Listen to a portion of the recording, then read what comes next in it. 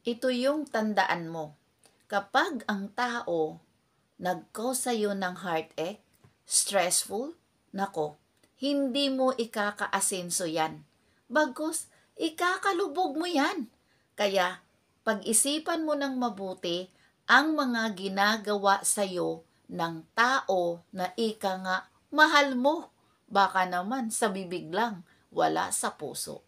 If you do care about your heart, you better stop loving that person who doesn't appreciate you at all. Patuloy mo siyang mamahalin dahil umaasa ka na mahalin kanya. Darating ang araw na mamahalin kanya.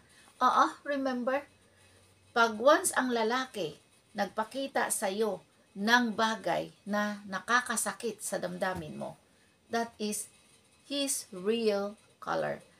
Hindi mo na yan mababago kasi yun na yung totoo niya. Hindi mo yan mababago kasi yun ang katotohanan. Isa pa, okay. Bakit mo pag-aksayahan ng panahon ang isang taong yun?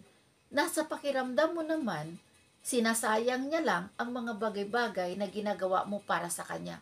He is not deserve your love.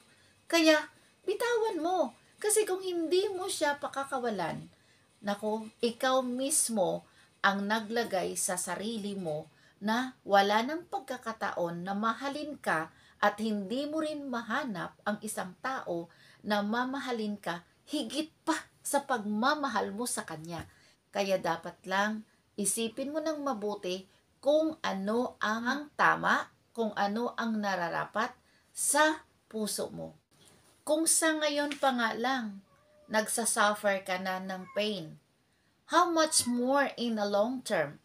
Or, away kayo ngayon, kinabukasan, loving kayo.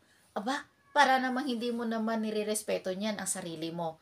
Tandaan mo pag once ang lalaki minahal mo ng sobra-sobra, darating ang araw na imamanipulate kanya dahil sa pagmamahal mo sa kanya. Maawa ka naman sa sarili mo.